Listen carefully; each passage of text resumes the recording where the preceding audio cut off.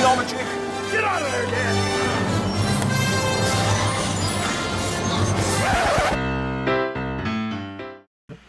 All right, people just saw the intro start again, but whatever. Nice, nice. Well, hey everybody, welcome to episode 16. Yeah. Of You Call This Archaeology. Ooh. I think we're up and running here. Let me make sure I'm getting audio here. Yeah, it sounds good on my side. Oh, cool. We're blowing out the speakers just a little bit. Let me lower it down a little. Yeah, drop your levels just a little bit. We're trying to figure all this out, guys. We're trying to make sure we're all live time. Not getting a little crazy here. I love the fact that I can see everyone's birthday on this computer. Yeah. Okay. Okay. I think we're sounding okay now. Are we? That's okay, yeah. Yeah. I turned down a little bit here on the gain. You got your gain turned down a little bit. Yeah. We got, see, I don't know how much you guys know about all this, but we've got microphones, we've got a mixer that's kind of trying to drive these microphones, and then a cable going into the computer, into software that is also trying to drive the sound. So we're trying to get all these things figured out. So anyway, I think it sounds okay. If you have any audio problems on your side, let us know. You know, let us know. And no, Eliza, Richie does not have moonshine in that glass. He has sadly just regular water in that mason jar. He's lying. Eliza's in the south. She just assumes it's moonshine, which I love. Send us some moonshine and we will drink it on the air. All right, I'm going to take these headphones off because I don't need to have them on the whole time. I know. So, anyway. Yeah? You call this archaeology? Sometimes. I don't. And I figured out what our last episode is going to be of this show if we ever have a last episode. Yeah? Every show we just have to assume has a last episode because everything you've ever heard except for Days of Our Lives, like soap operas, has ended. So let's just assume this is the last episode. See, if they had done that for Battlestar Galactica, that last episode wouldn't have sucked so bad. I know. Well, they didn't know. They didn't know they were going to get... It's like Firefly. You know, they didn't know they were going to get canceled. Yeah, how long did J.J. Abrams had to plan out the end of Lost? Right. So, I mean, when you have time to plan it out, you can you know, structure it. But anyway, I know what our last episode is going to be. What? It's going to be however long the introduction is, plus like 5 seconds, because we're gonna just like The Sopranos. The intro is going to say, "You call this archaeology?" at the end, and we're just going to come on and say, "No, we don't." Click. Oh my god. I think that'll do it. Oof. Yeah. So anyway, apologize for anybody that listened to the last week's episode because we had the audio just like way cranked up on that one on both sides, on the computer and the mixer. And since we were in it and we don't really have a producer for this show, I just I wasn't able to fix it like in real time. Really? It was too hard. So you know, we just went with it. Oh, because I was listening to the video and it's like, well, yours is recording fine because it's recording in a different way, so that's probably better. I would say if you're listening to this now on Facebook and it's not live, stop listening to this. Go to Happy Archaeology Fun Time. Yes, on YouTube, and find Richie's recording because it's recording with a different camera and a different microphone. Really, the only reason I would personally watch the Facebook one is if it were live and I wanted to interact with us live, right? Ooh, and otherwise video. Oh, and we're dropping less frames. Someone apparently left, or they stopped streaming. That's good. That's good. And then we're also doing this, as you can tell, on Saturday evenings now here in Reno, Nevada, at the Reno Collective. Yeah. We got pretty good Wi-Fi here. I mean, it's really top notch. It's business quality fiber. The problem is we're in a isolation booth, and the isolation booth for a studio is designed to not just isolate sound, but as a byproduct of isolating sound, it isolates a lot of frequencies. We need like a repeater in here. I know. Well, we're working on it. We're probably going to end up running Ethernet in here. So, yeah, I don't know. So as far as what we did this week in archaeology, I would say I had a few meetings. I had I had what felt like a weird. I felt like my archaeology drug deal went down yesterday. Really? Yeah, because I'm part of another company. Oh, which one is this one? It's Pivot Environmental. Ah. Yeah, I'm part of another company, and it's just the three of us. And the way that we set up this concern basically is you know, there's the guy who basically I think started the setup of the whole thing, and he's more of a He's more of an environmental regulation kind of person. Like, he's really good at writing like NEPA documents and stuff like that, dealing with things like that. I mean, he's amazing at it. Really? Which I'm glad he is, because I'm not. Like, I don't even want to be amazing at it. Dude, like, you should get him on the premium content on how to like rate. I know. Well, it's actually a discussion we had yesterday a little bit about doing some stuff later. So, but he's been helping out the other guy who's a biologist. He's a wildlife biologist, and he's on with us. He's our third person of the three owners of this company, and then I do cultural resources. So our thinking was we can bring work in separately. We can do work separately, contract separately, because we all have our own companies on top of the joint company. But if we do anything that involves one of the other players, like if we're looking for a contract, like if I get a contract that says, oh, you do archaeology, that's great, but we have a small bio component, or we have this permit that needs to be written, or we have this thing that needs to be done, I don't have to turn it down or look for a subcontractor. I can bring it to Pivot, and then we can still do it. You know, we can still have the contract. And then we have another person on our staff, Devin, who's with, God, I can't remember what he named his company. It's like... All the animals? Something. No, he's a GIS guy. Oh. Yeah, I actually use him for my GIS stuff for DigTech, for some of my DigTech stuff. Just because I can do it, but I don't have time. I don't have time, and he's better at it. It's easier for me to pay somebody who knows how to do something more efficiently than me just like stumbling through it and costing me 10, 20 hours, you know. Anyway, he's not a owner of the company, but he's kind of a partner that we've brought in to do all our GIS stuff. Anyway, one of our really small projects, which was just an environmental assessment, sometimes the government agencies here in Nevada and elsewhere, I'm sure, but I'm just specifically referring to the ones in Nevada, they'll want to have, rather than, and it's actually kind of smart, I don't know who started doing this, somebody just liked the crap out of what we're saying here. Anyway, thank you for that. Probably one of your business partners. I know, probably. Anyway, sometimes they will, like for example, if they have, say, 250,000 acres for this one project we did. They have 250,000 acres that they want to eventually do a whole bunch of the same kind of activity on. Let's say it's brush clearing, as an example. They want to, you know, they do these chaining methods, they do these different methods. Well, rather than saying, okay, for now we're going to go into this small 100-acre area and we're going to do this one, or we're going to do this 50 acres over here, we're going to do this 1,000 acres over here. They'll have an environmental assessment done, a blanket one done for the whole area. So there's no field work. There's just an initial assessment based on existing information that says what species are there, what Native American groups are represented by this area from a cultural resources standpoint, what are the types of cultural resources we could expect to find, just based on initial background research. I don't even do a lit search. I don't even go and do a lit search. It's all the information they give us. We basically synthesize it all and produce this document that's kind of a guiding document for them moving forward. What's it called, though? It's called an EA, Environmental Assessment. Oh, wow. Yeah. So, I mean, that's it. So... It really closely related to an environmental impact statement, but they're different. Anyway, so they come in, they have this EA done, and then now, over the next however many years the EA is valid for, let's say it's valid for 4 or 5 years, now they don't have to have another one done. But from the standpoint of like cultural resources, they still have to have a Section 106 assessment done or something like that. They still have to do a Section 106 you know, evaluation or whatever. So anyway, that's one of the things we did, and I had a really small part because cultural resources is easy. Basically, they give you the list of tribes that's there, and they've got all these letters that they were already required to send out that notifying the tribes that this was being done and accepting comment. Most of the time, there's no comment. Sometimes there is, and then I basically list out, okay, these guys are affected. This is what you can expect to find in the Great Basin. Is pretty much all the same. Like I can't tell them what they can expect to find directly because no lit search was done, and they know that. So basically the cultural resources section amounts to a whole bunch of paragraphs that say, hey, before you go out there, have someone look at it. Ooh, it's almost like Java, like job security. I know, and it's because nobody's ever done anything out there, so it's real easy from my standpoint. The other guys, I mean, I think this was like a $25,000 project to write this EA up. Really? And my part of it was like $2,000, you know, and that's just at an hourly rate of, I don't even know what they charged me out at. But I don't even know if I did the hours for all that, but I get paid for all that.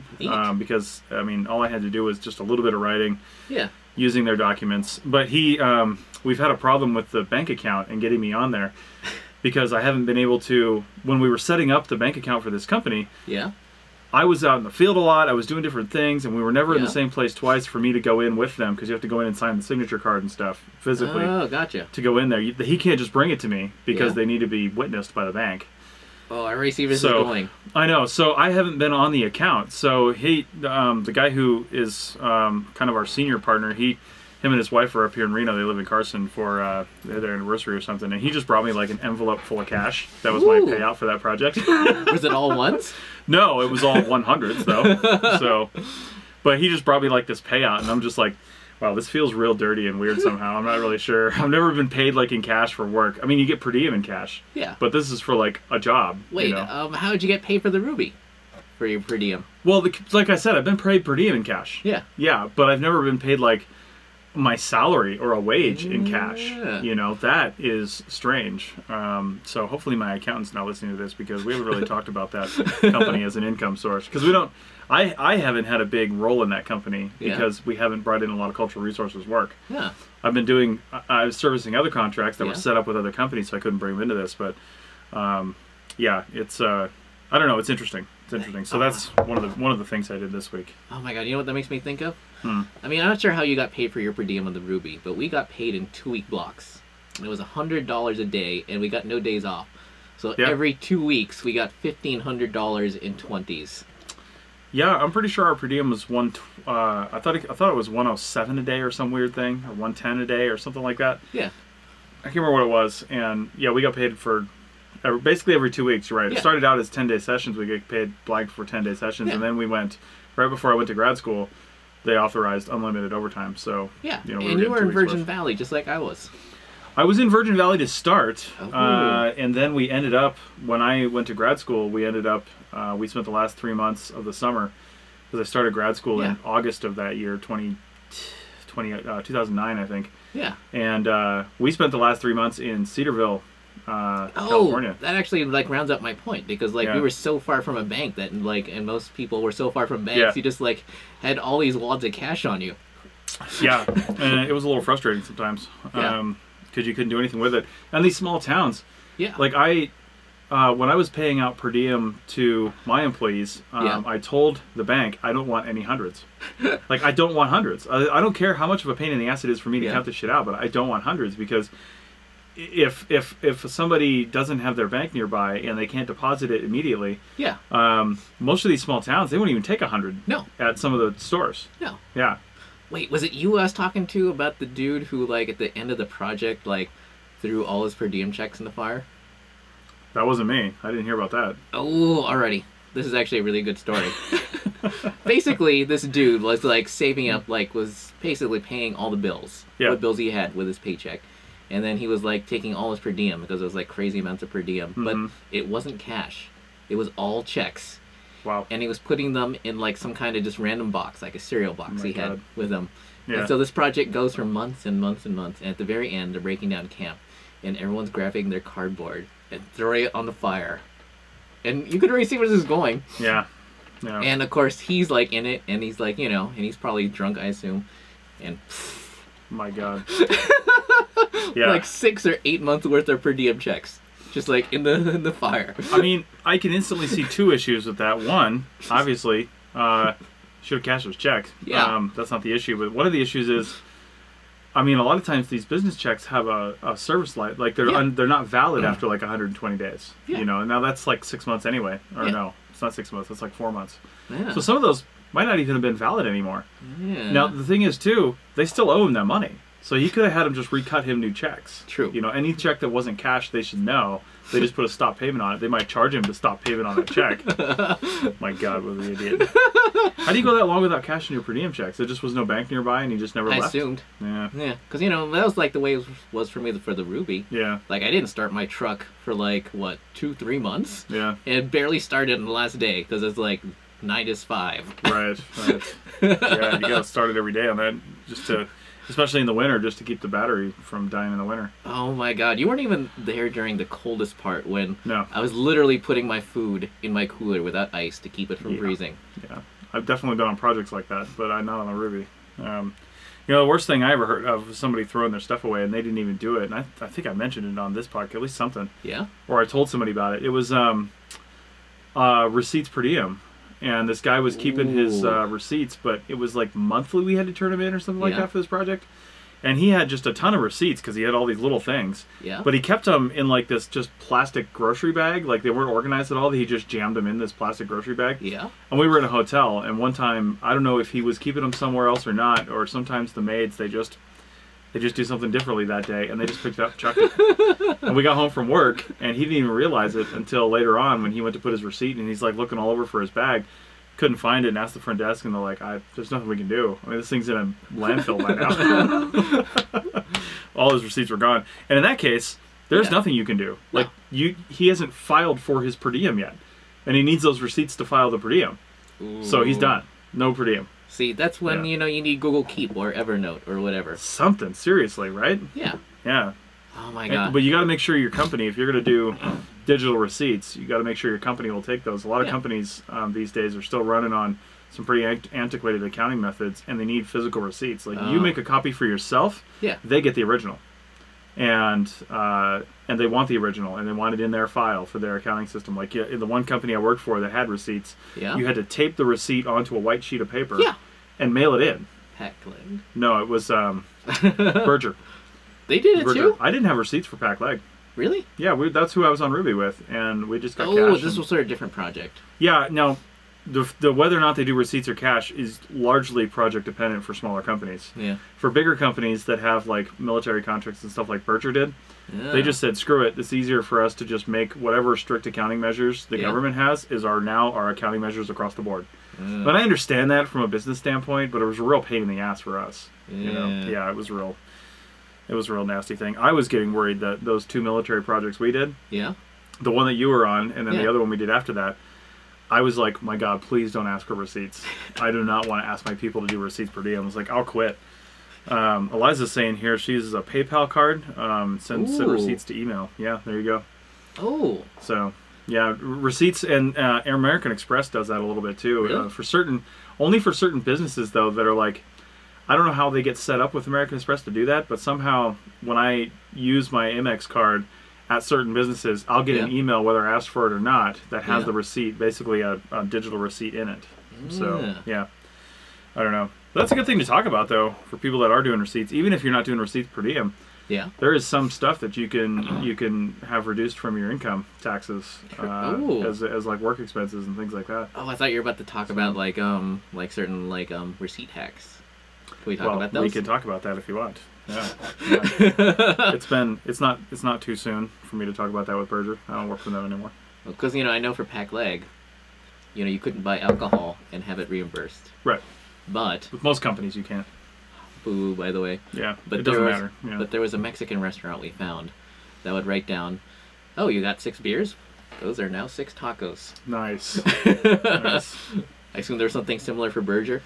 Well, I don't know about Berger. I don't want to totally perjure myself here.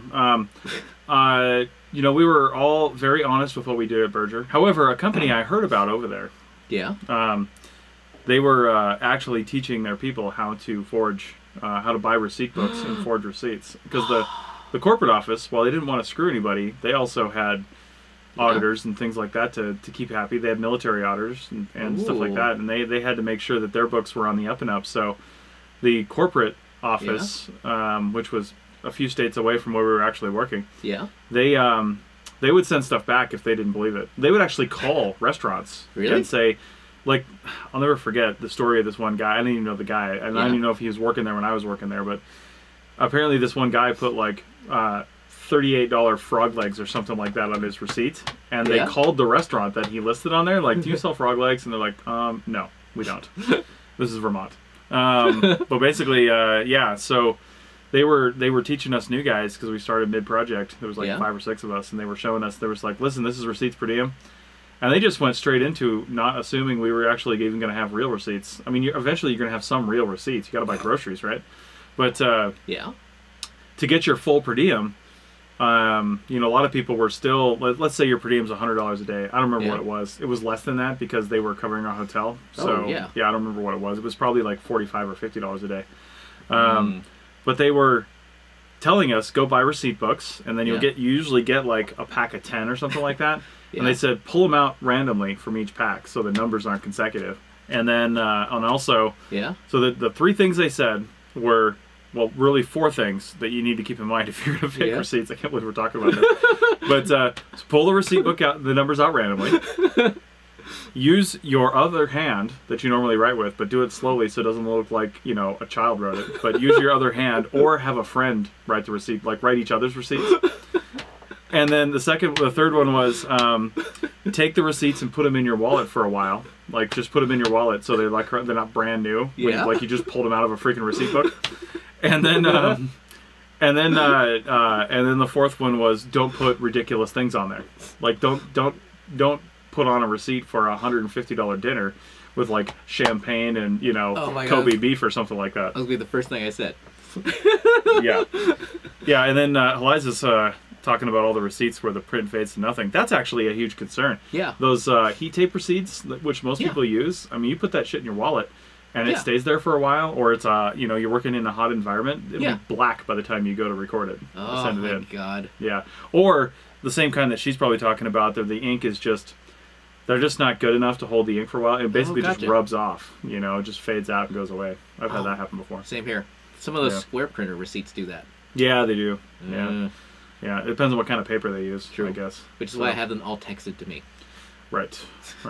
Yeah. Anyway, so that's fun times. Oh my god. I've only done one receipts project ever in my life. And Same here. I hope to never do another one. I get it. I get the reasons why they did it. They don't do it to screw the field crew on, like that's what the field crew thinks.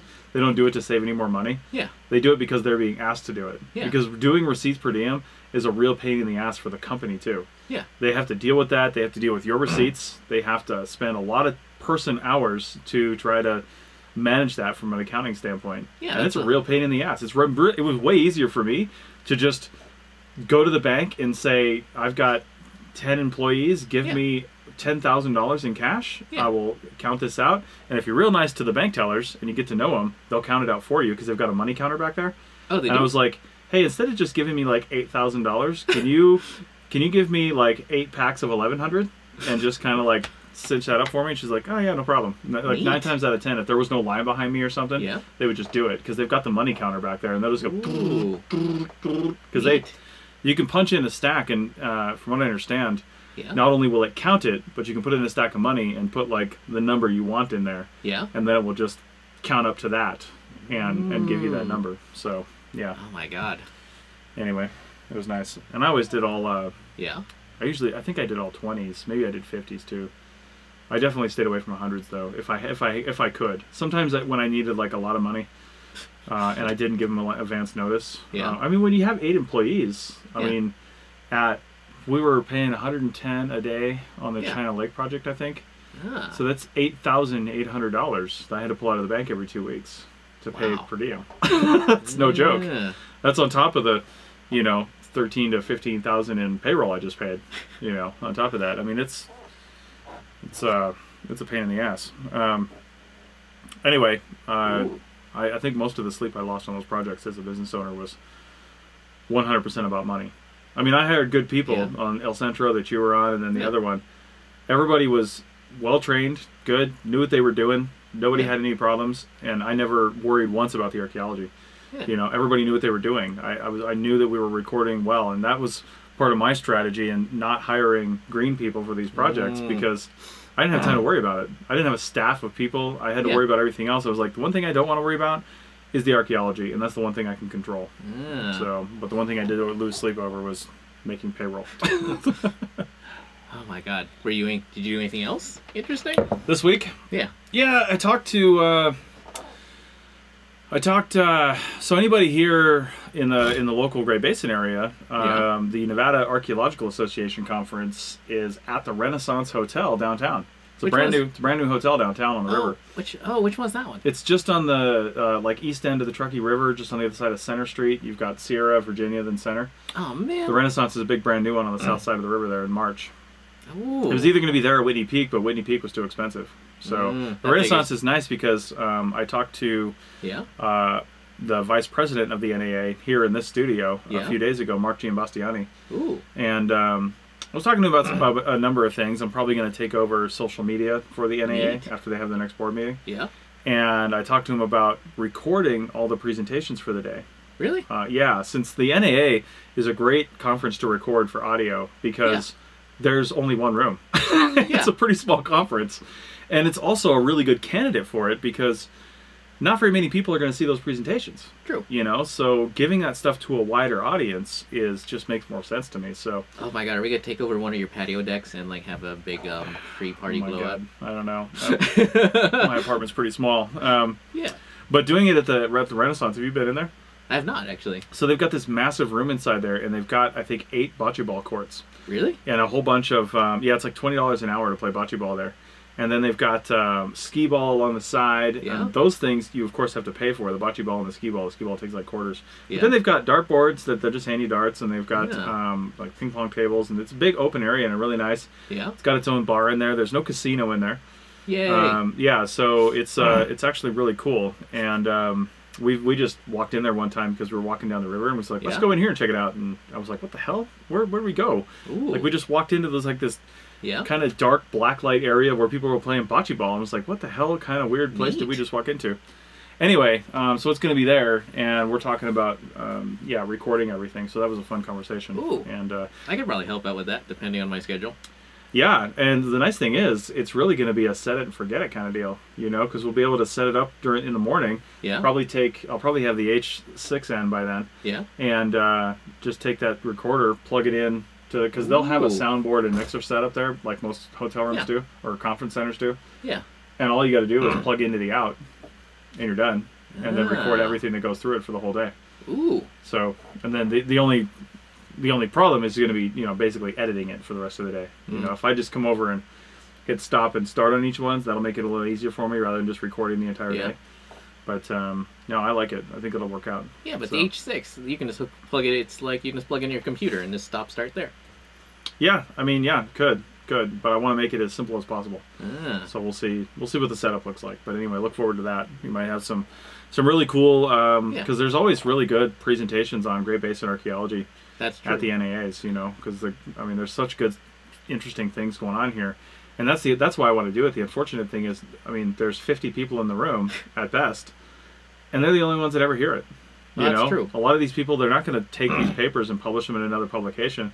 I just got my issue of. Did you get your issue of the Nevada Archaeologist? Oh wait, I should probably check my mail. Yeah, because you remember this year, right? Because you went last year, so mine came like 2 days ago. Ooh, it's been that long since I checked. Yeah, it's actually some good articles in there too. That doesn't surprise me. Yeah, some good stuff. But anyway, so that's mostly, aside from doing just a crap ton of editing this week, that's mostly what I've been focusing on. So yeah, I've got a conference next week in Las Vegas that's not archaeology related, and I've been trying podcasting? No, it's Civil Air Patrol.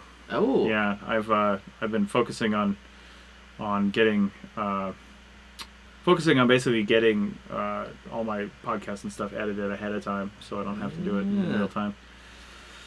So yeah, and then that kind of goes into one thing we talk about a lot, which is managing your side hustle. Making sure everything's going. And my side hustle is podcasting outside of archaeology. And today, it's been set up for about a month now.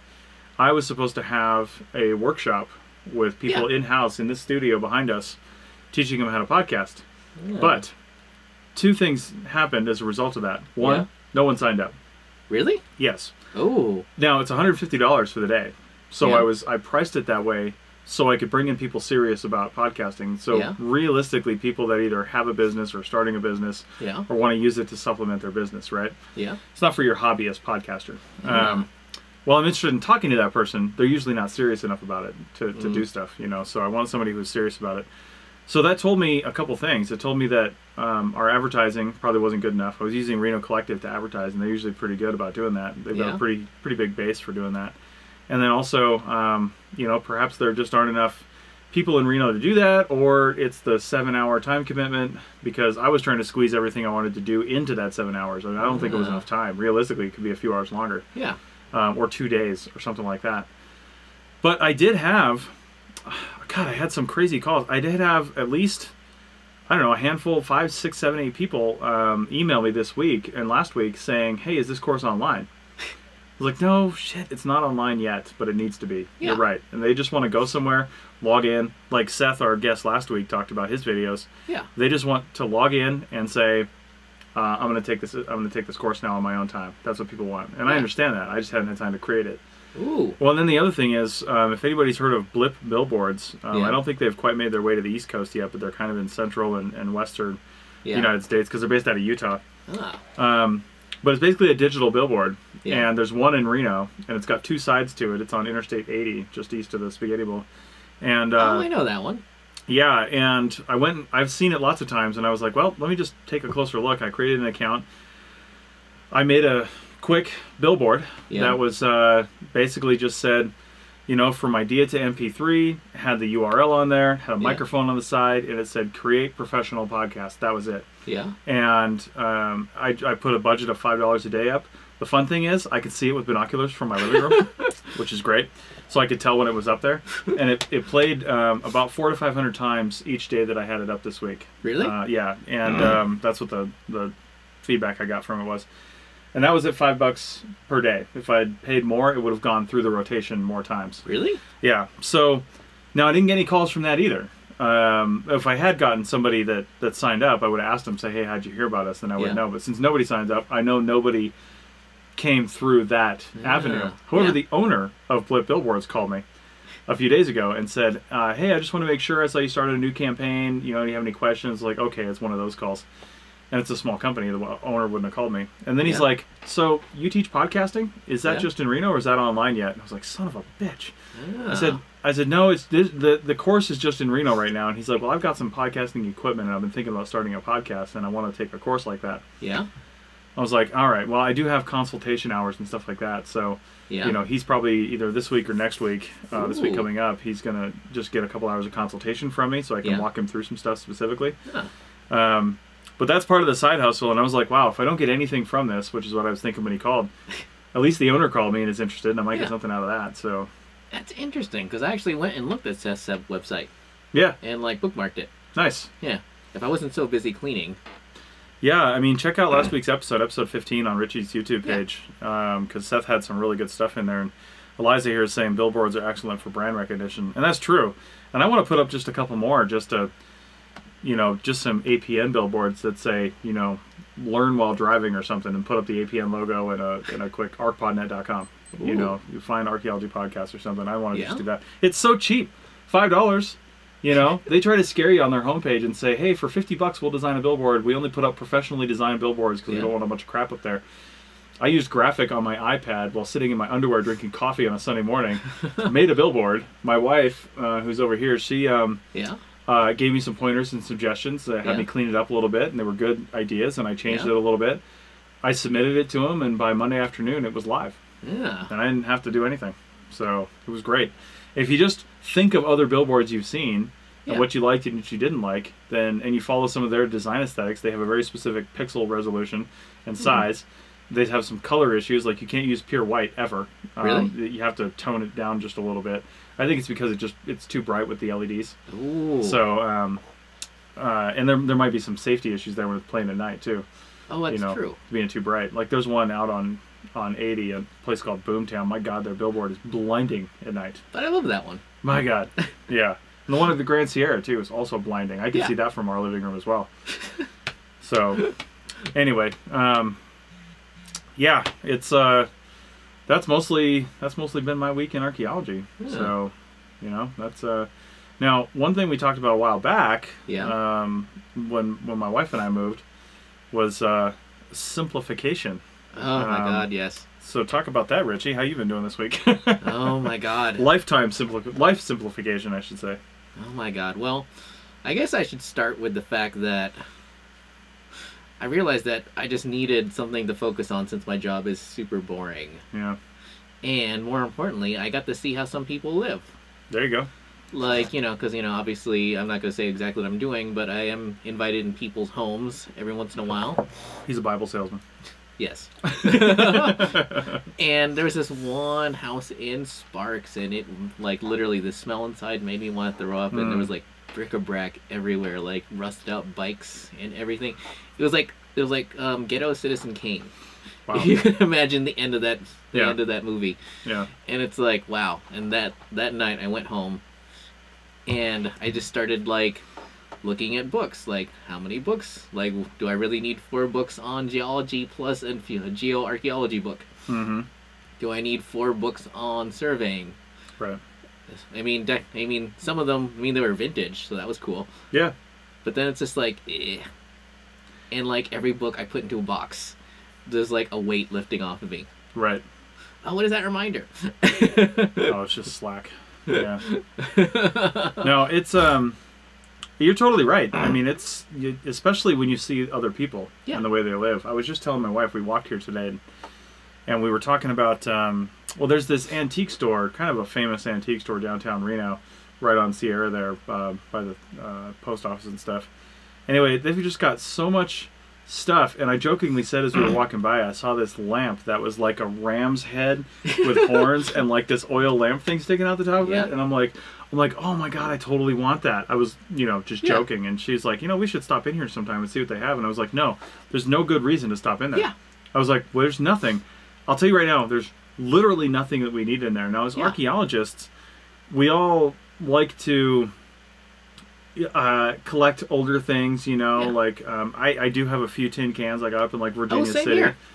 I've got some that I got down at an antique store. Now, I'm all a fan of buying things for specific reasons. If you're buying it just because you think it looks cool and you're going to put it on your shelf, to each his own, I guess. But it's not for me anymore. I used to kind of be that way, but now it's not for me. Like I've got a whole box of like historic artifacts that, well, I call them artifacts, but they're not. They're from in antique stores because we use them for creating videos as samples for creating videos. These historic artifact videos. So we used them in those. Those. So they were useful. We needed them for those videos. Yeah. It's actually easier to have that either visually, so you can manipulate it and show it, or take your own pictures of it, than try to find license-free pictures online that you can legally use. Right. Sure. So anyway, we bought them for that reason, but I was like, there's nothing I could go in that store and want. See? The one exception is like, if they've got a first edition Origin of Species by Charles Darwin, I will buy that. I mean, if it's less than like a couple $100, but it wouldn't be. Maybe some idiot would put it on price. If it wasn't like $10,000, I'd be surprised. But anyway, that's the one thing I'm still a sucker for, is like first edition, like probably 1920s, like science books. Like I really like, not like science textbooks, but like Origin of Species, that kind of thing. Like I've got a couple early Darwin volumes from the 1870s and 80s. Oh my god, that reminds me, I have a book for you at home. Oh my god, see? That's what I'm talking about. Well, I mean, I'm not kidding. It's like if you wanted to join the RAF in the World War I, it's like a book. Like it's literally like how to fly a plane and how to navigate if you were a World War I pilot, and it comes with all these super cool illustrations. But I just found it because I've been cleaning out stuff. That is kind of cool, and that's kind of the thing I would probably bring down to Civil Air Patrol. We've got a whole couple bookshelves down there of early flying books and pilot manuals and stuff like that. People get a real kick out of that down there. So that would be kind of cool. Oh my god. Yeah. But oh my god. But knickknacks. Yeah. Screw knickknacks. Yeah. I'm done with knickknacks. Well, the crazy part is I went to a super, super, super nice house. Yeah. And and it was neat and tidy and orderly. Right. And yet it was still cluttered. Like this dude in his office had like 4 dead keyboards and a Windows XP laptop. Yeah. Because there's still some files in there I want to access. But it's like, dude, they're files. Just pull them off and put them on your new computer. Yeah. Do you really need them? Yeah. Oh my god. It's like, oh my god. It was like this office was like, it's like he started collecting stuff in the 80s and just like could never get rid of any of his old computers and stuff. Yeah. I'm not joking. It's just like, it was crazy to me. And then I realized, well, I've got a broken laptop that I just dropped off at Salvation Army after breaking it. Oh my god. Well, it's because it was like out of sight, out of mind. Yeah. That's like the one thing I realized. It's like, the problem wasn't the fact that my apartment was full of stuff. It was the fact that it was full of stuff that was out of the way, so it didn't feel cluttered. But, I realized, so I just started emptying, like, cabinets and stuff. And that's where most of my bric-a-brac came from. Yeah, I'd say it's real. You really have to sit and think about things. If you have if you have a building on your property or a garage or a storage unit that's completely full of stuff, now there's certain circumstances, obviously, where that needs to happen. You know, maybe a relative or somebody died recently and you just got inherited all their junk and you've got to go through it. Or maybe you're in a transition period. Maybe you're on the road as a shovel bum. Then you should have a storage facility. Yeah.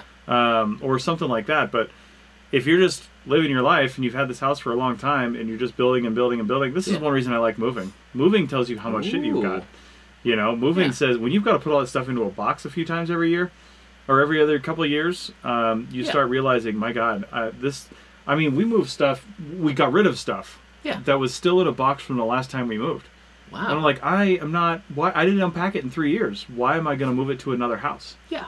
You know, so we just dumped a bunch of things. Oh my God, I'm about to do, well, I mean, this week it's my apartment. Next week it's my storage unit. Mm-hmm. And I'm finally going to do something I probably should have done years ago, which is go through all my gear. Yeah. And figure out what's worked and what I've actually used. Right. Because, like, you know, like, I actually have 2 tents. Well, technically, if you should include my shower tent, I have 3 tents.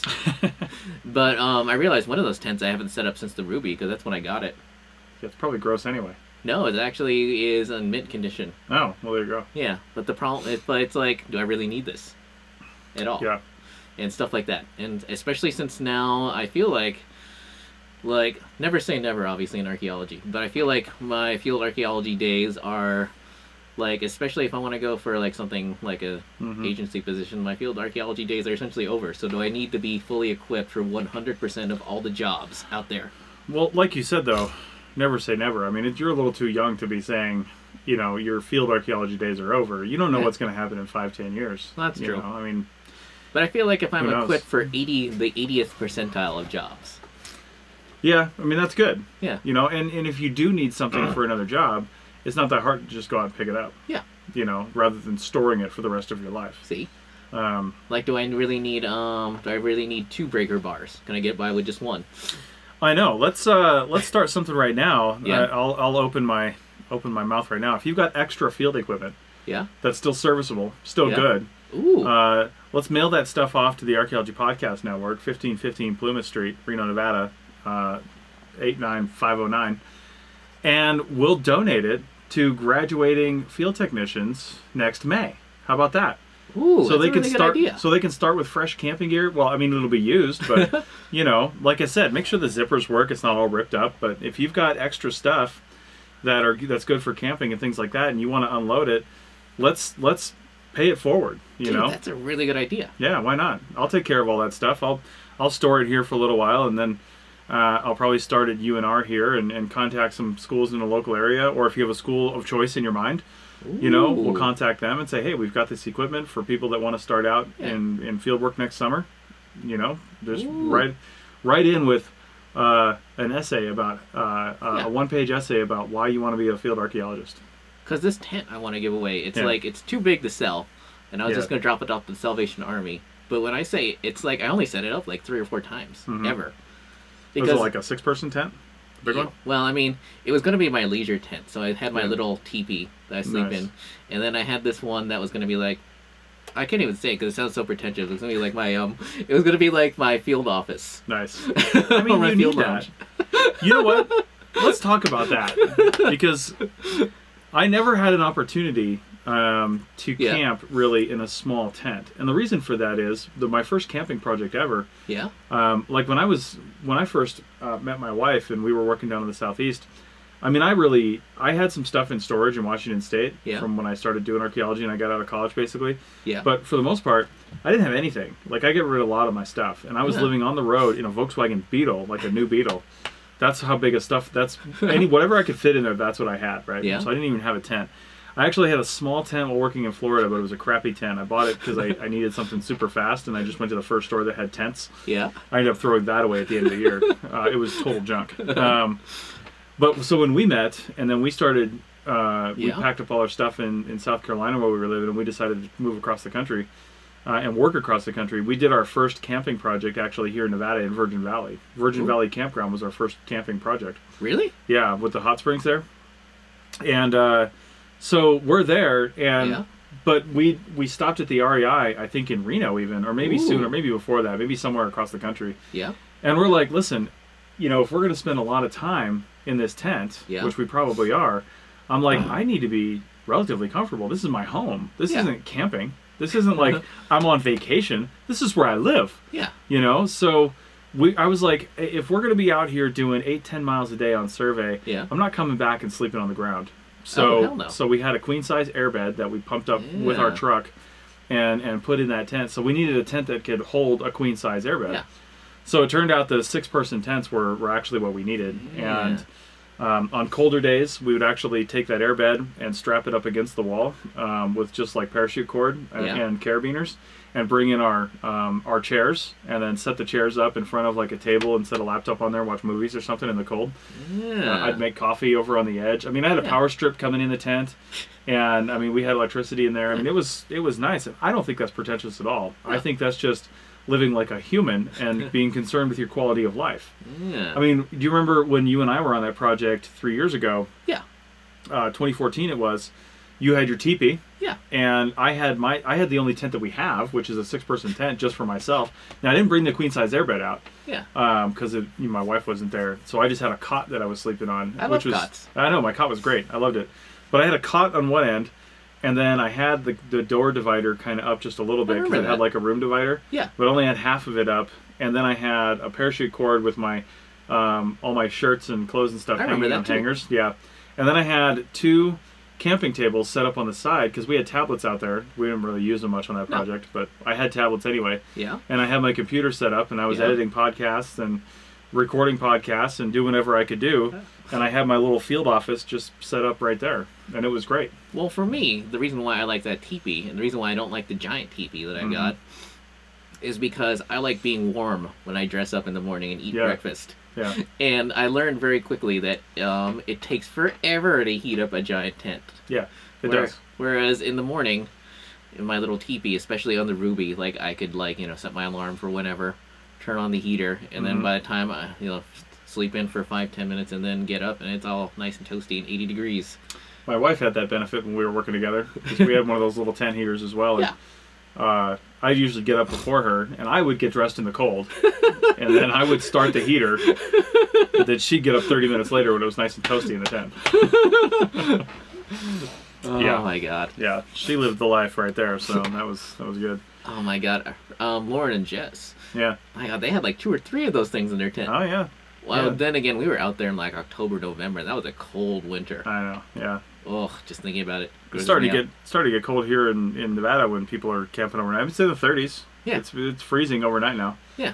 Yeah. So if you don't have a tent heater or something like that, and you're doing projects out here, because there's no snow yet in most areas, so set yourself up. Those heaters don't cost very much, and you get the green propane bottles for them. And I know our heater on high, we just got one that takes 1 bottle. On high, that bottle lasts like 4 hours, but you're never running it constantly for 4 hours. It actually makes too much heat, I think. Lies. Well, I run mine like, oh my god. Well, our usual MO for ours is we will record we'll turn ours on a couple hours before going to bed. Yeah. Maybe an hour and a half before going to bed or something like that. Let it run in there, even if we're not in there. And let it run and warm up the tent so you can get in, get undressed, get into a nice toasty sleeping bag, make sure everything's good to go, and then we'll shut it off as we're reading or something. We'll shut it off right before we go to sleep. Yeah. And then in the morning, like I said, I'll either roll over and turn it on if we're both still in bed. Yeah. Or if I'm just too cold for me to get out of bed too, or I'll just get out of bed and turn it on, and then she'll have a nice toasty tent. So. Sometimes I'll just put on like long johns and stuff and go outside and make coffee and then come back in and warm up. But oh, that's the one thing I could never do when I was camping: make coffee in the morning. It's like no. Oh my god, I loved it. Yeah, I had my whole when we were working on that one project in the out near Eureka. Oh. Yeah, I was set up in there. I had my jet boil by that time, so I'd wake up in the morning. I'd turn my heater on, and again, that was another project where I just had my cot because it was just me, but I had the big tent. So I had my cot, and I'd wake up and I'd pour some water out of my thing that was sitting in the vestibule of the tent, and I'd sit there and make coffee in the morning inside my tent with my jet boil, and I'd make some hot oatmeal or something like that, and nice and toasty. Even though we had like a kitchen tent on that project, too many people were trying to use it in the morning, so I just like to do my own thing, when it came to that. Oh my god. But, yeah, it was Makes me good. think of one project where some field techs were just like camping out in like in the kitchen tent. Yeah. Because we set it up over the because it was in an RV park, and so we set it up over the power unit pole thingy. Oh my god. Yeah, we actually burned out one of those adapter plugs because they kept the heater on all day. Nice. Yeah. Just thinking about it. Oh my god. Right. God, this is actually wouldn't be a bad time of the year to go camping. Yeah, I'd love it because I love being cold when I'm camping. We've actually been keeping our door open at night. Really? Yeah, it gets pretty cold in there by the morning. Well, I don't think our heat has come on or our air conditioning has come on in several weeks. Oh, I just covered up my AC unit. Did you? Yeah. Because it's that time of the year.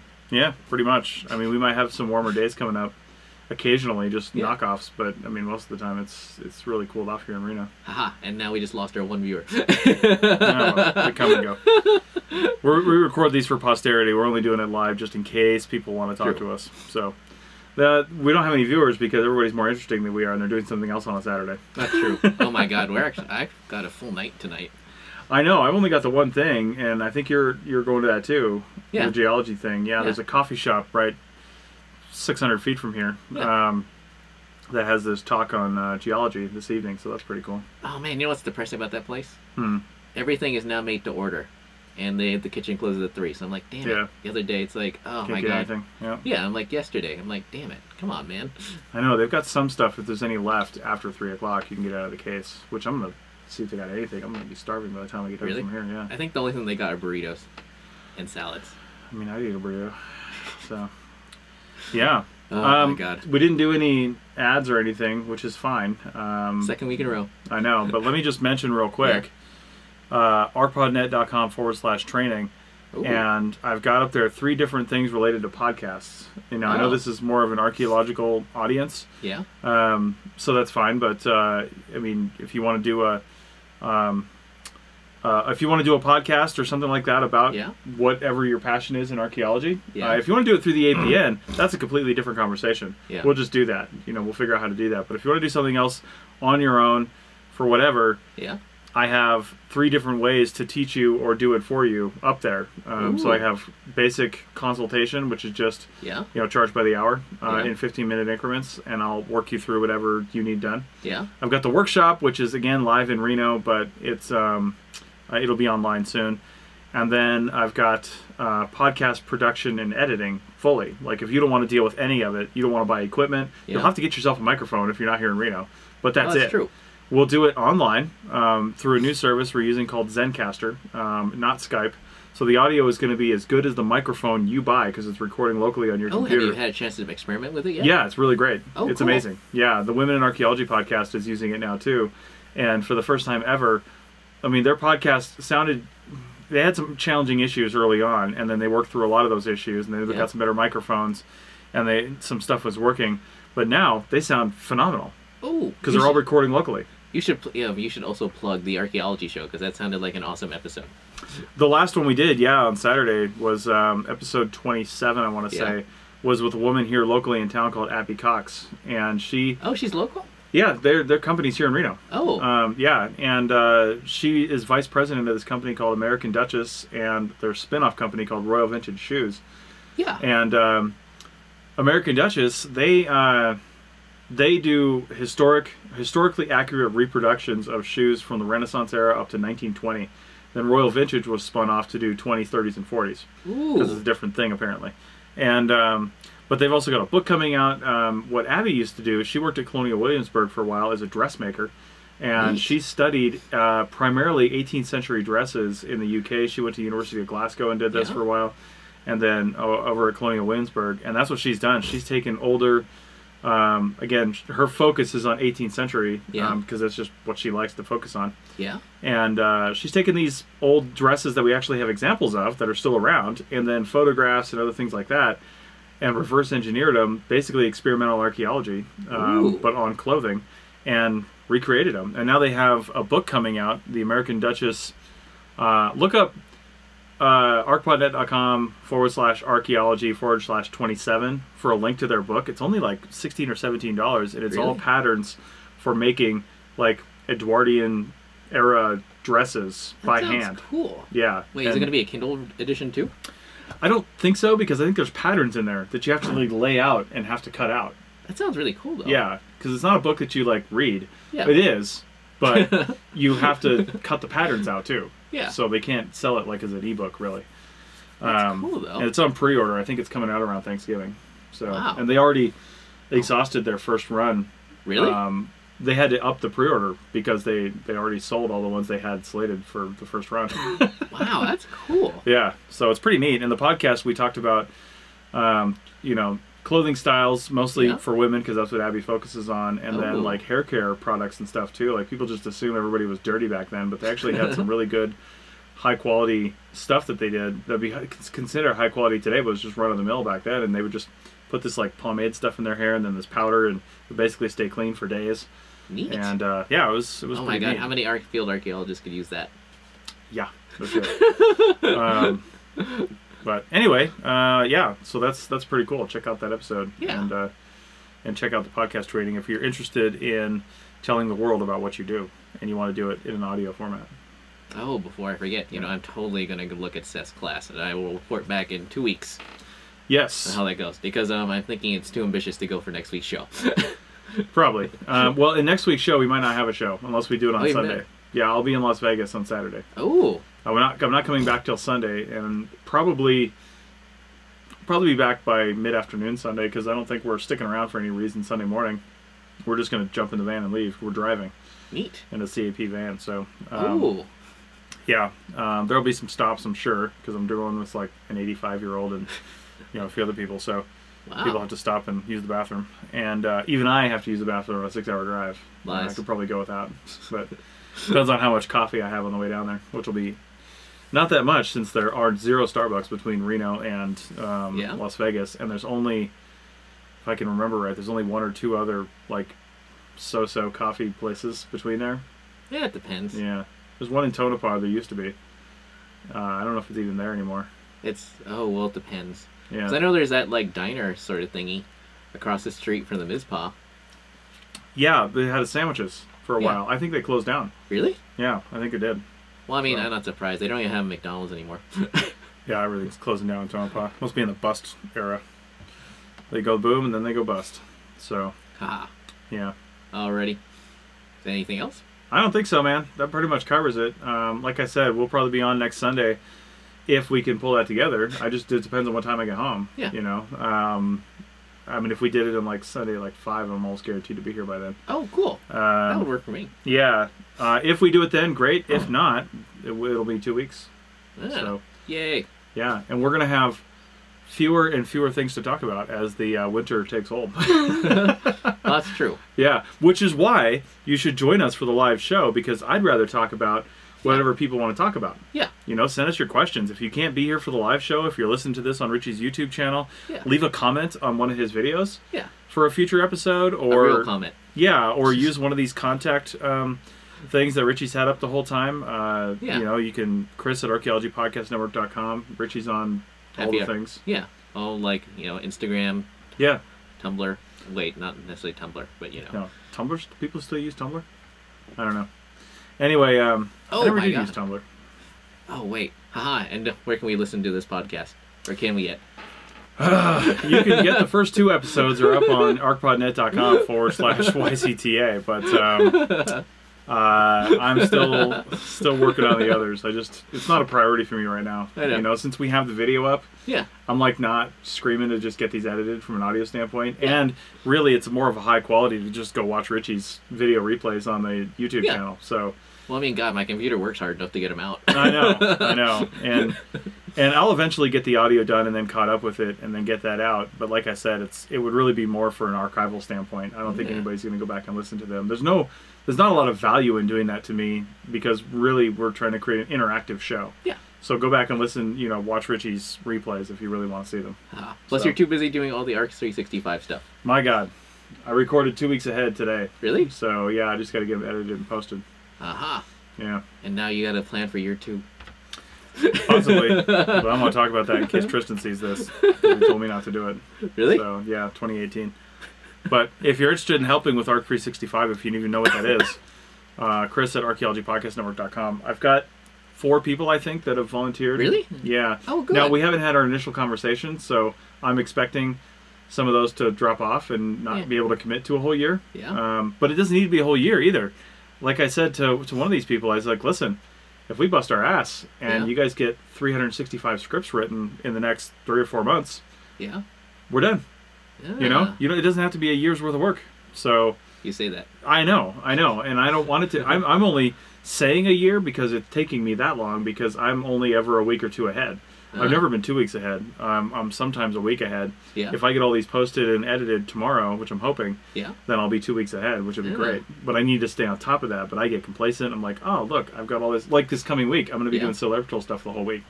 So I'm not going to be able to get that far ahead. But it's really just script writing that's Wait, you're going to be in Vegas the whole week? Wednesday to Sunday. Oh. Yeah. Wow. So it's a long conference. And you probably won't see any of Vegas. Probably not. No, and we're in the Orleans, which is like on a shitty end of the strip anyway, so I know. It's a crappy hotel. Now, Wednesday night I might, or not Wednesday night, Thursday night I might go out and check some things out, just walk around. Because I'm just there. The conference actually doesn't start till Friday, but I've got a 2-day class I'm taking. That's Thursday and Friday. Some of the classes are 2 days. Yeah. This course I'm taking, so I've got to be there Thursday. So nothing's going on for the conference Thursday evening, unlike the other 2 evenings. So might get out that night. Ooh, and there's some good barbecue places in Vegas. Yeah.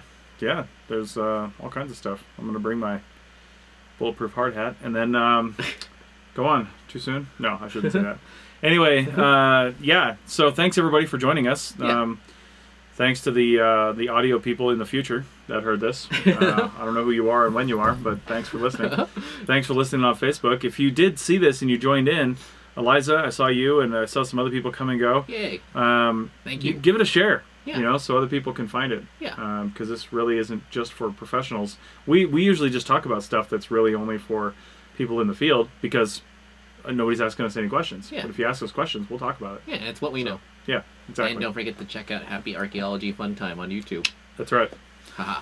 So, okay. Well, we'll do the awkward Richie hits a bunch of buttons right now, and we'll see you later. Thanks a lot. There. Oh my god, did that go? Oh my god.